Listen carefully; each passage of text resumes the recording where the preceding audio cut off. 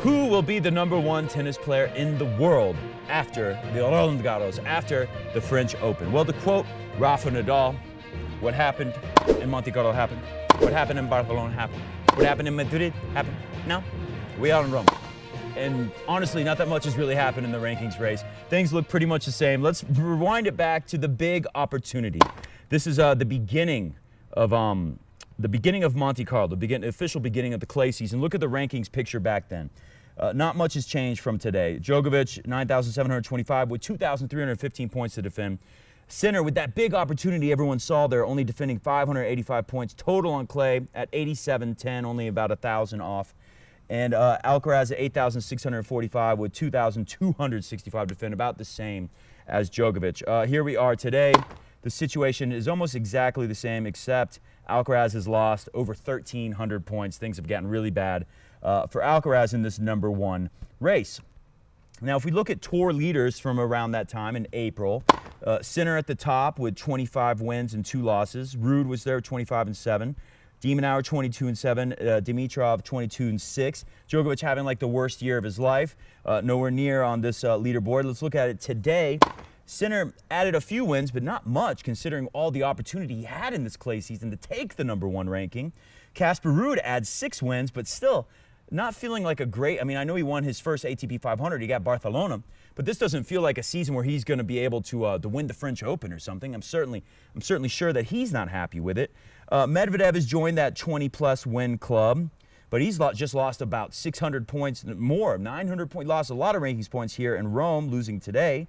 Alcaraz hasn't moved. Dimitrov hasn't really moved. He had a great start, but he's only picked up 1 win since then. Rublev joins the 20-win club. Tsitsipas joins the 20-win club. De Minaur with 23. Zverev with 22. And we got some guys, don't forget Hubie Hurkacz at 23 wins. And then we got some guys like Tommy Paul, Karen Khachanov, Ben Shelton, Taylor Fritzy Boy, and Ugo Humbert. They're all inching closer to that 20-win club that Alcaraz, of all people, hasn't been able to get into. You'll see some of those people here in our Final Four in Rome. Taylor Fritz there, Zverev, Tsitsipas, Hubie, and Tommy Paul, the guy who beats Rafa on the bottom left, the guy who beat Djokovic, Alejandro Tabilo, on the top left. But let's roll it back to early April and look at this opportunity that Sinner had. Who would have picked the results that we've had so far in the clay? You know, not too surprising to see Ruud get a tournament, not too surprising to see Tsitsipas get a tournament. A little surprising to see Rublev maybe winning in Madrid, but not such a huge shock. But the biggest shock of all is what's happened to Djokovic. Maybe that's the biggest of all, but you know, at least it's been a bad year for him all year. That's consistent. What's happened to Alcaraz, shocking, and what's happened with Sinner. Look how things were setting up for Sinner back on April 12th. Jannik Sinner, the first player outside of Nadal, Federer, and Djokovic, the big three, first player since the big three, to start a year off so great with semifinals or better at the Australian, obviously he won, Indian Wells, Miami, and Monte Carlo, all in the same year. Jannik Sinner was setting up to do something very special, and then this happened. Now, maybe he could have won Monte Carlo. He got a really bad line call, and you know, I think that line call probably you could say it changed the outcome of that match. Going into Madrid, the word on the block was that Sinner had been doing a lot of time in the gym, trying to really toughen up the body and the legs. And then he's got a hip injury, withdrawing from Madrid. They said that he had overdone it with the training, and then he is out. Now the nasty rumor is saying that he may possibly be out of the French Open, which would really be bad for his year and obviously take the #1 ranking out of possibility. I want to play this clip for you because for years I talked about Jannik Sinner and I was saying how he's the golden child. He's the one who can really do it out of all the young talent. He's going to be #1. He's going to win multiple majors. But after time went by, especially in last year, I started feeling like, you know what, Sinner, the skinny legs are really hurting him. He's getting injured all the time. He's getting hurt all the time. And here we are. It is a factor again. Maybe the timing wasn't too good for me because I said all this right before he wins the Australian Open. You know, I throw Sinner under the bus after championing him for years, and then he wins his biggest win of his life. But here we are, and my point is still a strong one, I think. Take a listen to this. People not understand that Jannik does that has made him into a top 5 player? So for sure, Umberto, now we look at him, he's making a great job with him in the last 2 years. Is he on the far right? Yeah, he's the bald guy. Oh, okay, Umberto. Yeah, Umberto, yeah. I think Yannick had always a problem with injury. And with Umberto in the last year, he was able to play without injury, and that's it's really important to a player, no? First time that I was on court with Yannick, he put off his trouser. I watch his leg and I say, no, come on. So skinny. So now, waiting. yeah. So now, So skinny, so skinny. So this is what I've always been talking about. It's a serious issue. We've seen Jannik Sinner's legs cramp up so many times in big matches. And obviously the body is still an issue for Jannik Sinner, being able to withstand the grueling grind of the world, of the tennis tour. So this has been a pretty unpredictable year. One thing maybe we should have been able to predict is that Hubie who finished Roger Federer's career at the Wimbledons, has now finished Rafa Nadal's career at Rome. 2 beloved tournaments for 2 legends, and one goofy, awkward, dorky guy that we've been making fun of for years is there to finish it for both of them. Let's take a listen to Hubie right after beating Rafa Nadal. What does he have to say today? Oh, definitely really proud of myself. Playing Rafa, it's something special. It's just different, especially being on clay. Okay, that's enough. Shut up, Hubie. We've heard enough. You're not supposed to win that match. No one was happy. This is, like I said, it's a very unpredictable year. Then this happens. Take a look at this. Hubie goes on to hit what is the shot of the tournament, no doubt. Good network there. Scrambling. And then he turns into Nick Kyrgios and hits this forwards tweener with the lifting the right leg up like a dog urinating on a fire hydrant. And then something I would have never guessed. I would have never guessed it. I would have sooner guessed what is going on with Sinner. I would have sooner guessed what happened with Djokovic before I would guess that we would have something called Hubie Mania. Hubie Mania. He goes on to create Hubie Mania. I could have predicted many things in tennis this year, but this, the existence of Hubie Mania, Hubie Hurkacz, a guy who once had a press conference that no journalist showed up for. Not one journalist showed up for. They had to cancel it before it could even officially begin because there was no one to ask a question. I could have predicted many things, but Hubie Mania is certainly not one of those things that I would have predicted. Honestly, I don't know what tennis pundits are going to do because I can't tell you, no one can tell you what is going to happen next. In this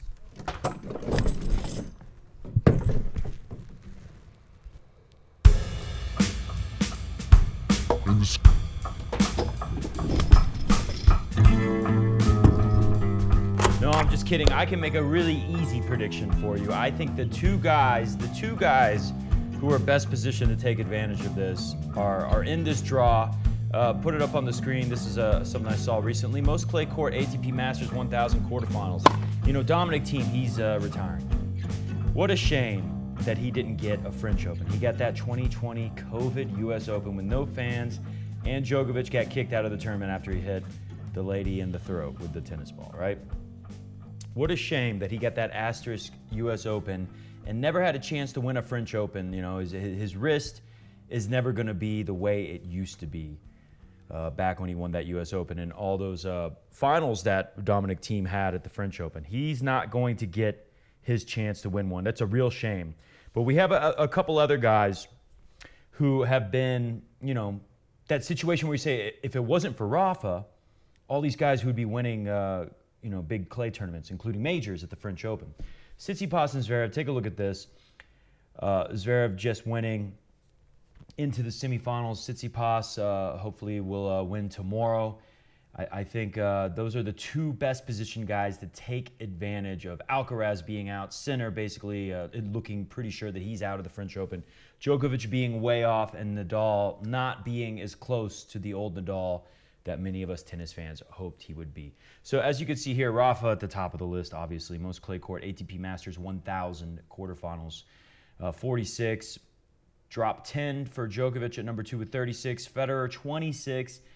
And then, you know, Ferrer at 23. No one's really close to them, but Zverev, both Zverev and Tsitsipas still have chances to get closer. Obviously, they're already tied with great players like Carlos Moya, who's won the French Open before, Costa, Andy Murray, who's been close. If he wasn't playing with the big three, maybe he would have got a French Open.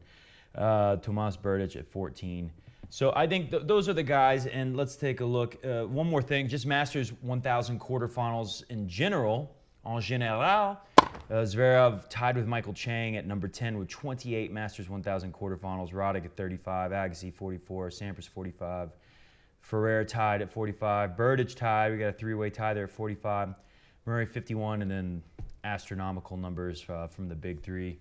Would have liked to see Rafa get that quarterfinal at Madrid or here at Rome and crack number 100. I wonder. Good comment below. That's a good question. Will we see anyone crack 100 Masters 1000 quarterfinals?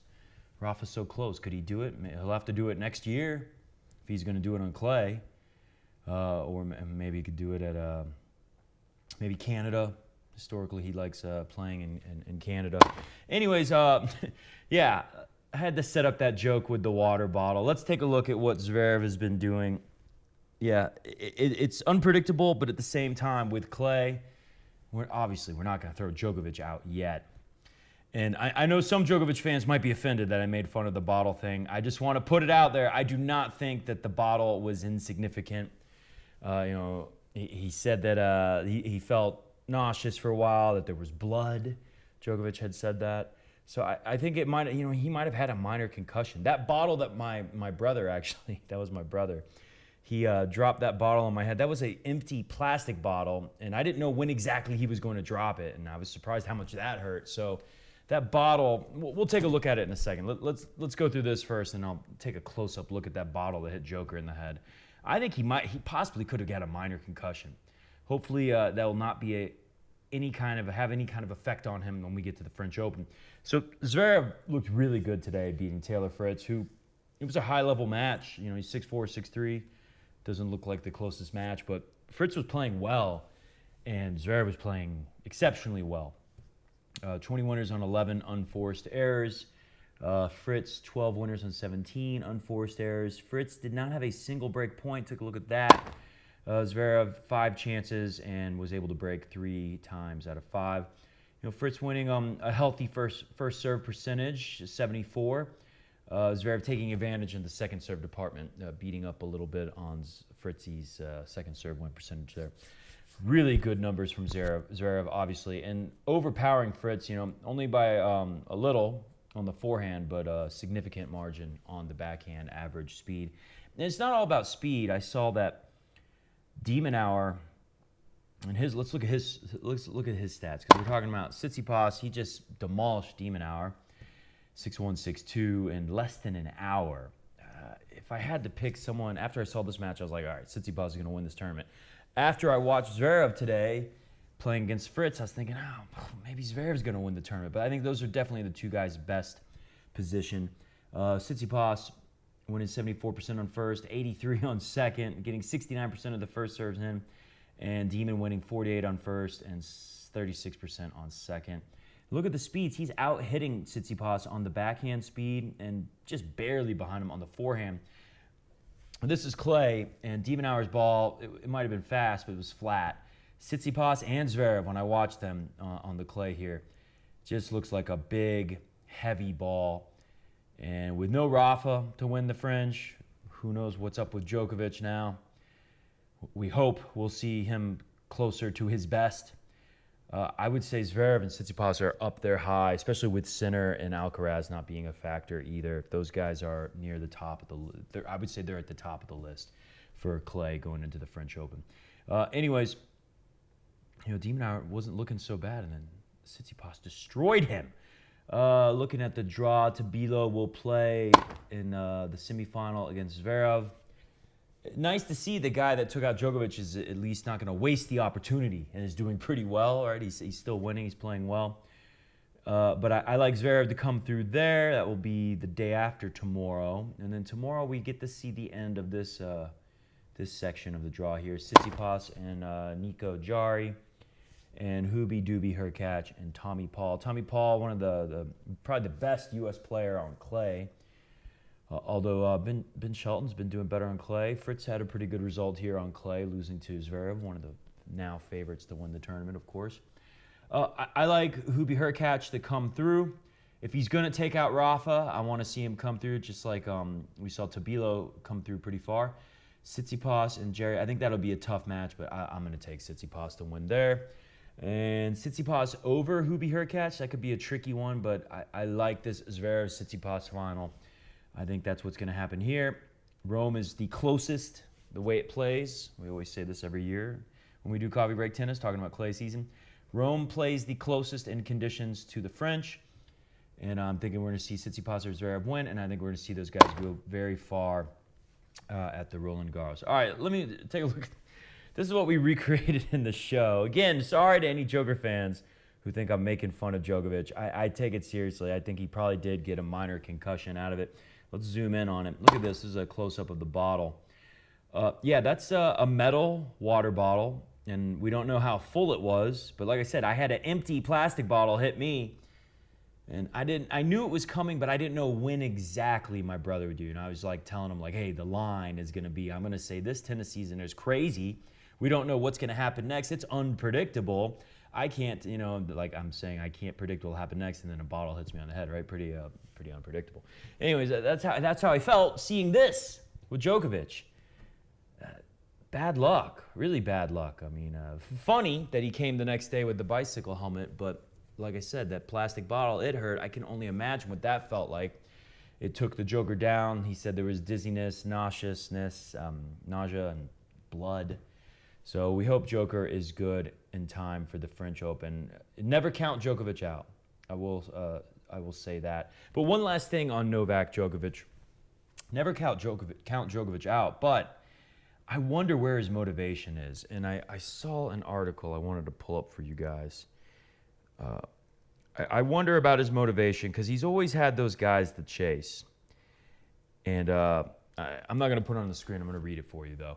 He's always had Roger and Rafa to chase. And I saw an interview he did, basically it was with John Wertheim late last year. And he's basically asking Djokovic, hey, you've done it.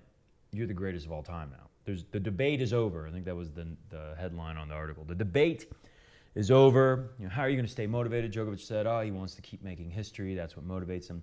But I worry, and maybe worry is the wrong word, but I do wonder if that is still motivating the great man, Novak Djokovic. It's got to be hard to stay motivated, to keep going. Like McEnroe said that when Borg retired, it made it harder on him.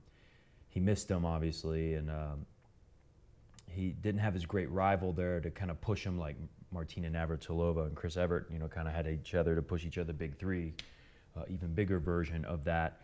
So Rafa is pretty close to on his way out, it feels like. Roger obviously is gone. It's got to be weird for Djokovic, who's been chasing these guys forever. Now he's broken pretty much all of their records for the most part, all the ones that we needed to see broken to say he's the greatest of all time. And it's got to be weird motivating himself. I wonder about that. Anyways, moving on. Tennis 365. Former world number one is concerned about Novak Djokovic after a weird Italian Open loss. Yes, this is weird. It's weird, and the former number one is Andy Roddick. Anyways, it's weird, not just because he had a water bottle dropped on his head. It's also weird because he's never done worse than the quarterfinals, I believe. In all the years he's been going to Rome, he's never lost before the quarterfinals. This really is adding up to be Djokovic's worst season. If he wins the French Open, all is well. If he goes really deep at the French Open, that'll be a good sign. But if he has another early loss at the French, alarm bells are going to start going off.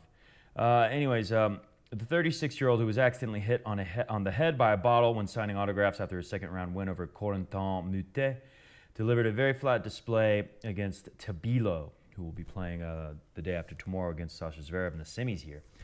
Let's skip ahead. What did Andy Roddick have to say? Andy Roddick said, I'm more concerned about his tennis game than I've been in like 15 years. In 15 years. Knowing that maybe he just needs a bunch of us saying that, the kind of me against the world mentality that he's mastered over the course of his career. But how long can we say he'll turn it around? I've been saying that this entire year. Yeah, I feel the same way, Andy Roddick. I think we all do. This one was weird. I thought he'd ramp it up. You're looking at the French Open at Wimbledon. He said he's prioritized the Olympics. You felt like the ramp up was coming. That wasn't a ramp up, what we saw in Rome, obviously. Yeah, Andy Roddick's worried. All of us all of us are worried what's going to happen with Novak Djokovic. You know, he was almost invincible last year, you know, other than that Wimbledon loss. That was really his year. Hit the music. We're going to get out of here. There's strange things going on in tennis. We got Hubie Mania. Hubie Mania is going on. Hey, you know what? I'll be happy to see Hubie win. I think after all these years, I've forgiven Hubie for what he did to Roger at Wimbledon, and we'll forgive him for taking Rafa out at Rome. Rafa is playing. It is official. Rafa has announced he is definitely playing the French Open. We hope Djokovic is playing too. Yeah, he's definitely playing. Not so sure about Alcaraz and Sinner. The old guys are in. The young two of the new big three, whoever that's supposed to be, I guess with Djokovic is what they were saying. They are not going to be there, but the old guys will be there. We will be there too. Coffee Break Tennis will return, definitely in time for the French Open draw. Probably unlikely that we'll do anything before then, but who knows? In this crazy world of tennis that we now live in, no one knows what will happen next. Maybe you'll need a bicycle helmet because you never know what's going to fall on you. What's going to fall on you next? We'll be back for the French Open draw. See ya! That was perfect. Yeah, that hurt. My beer went down.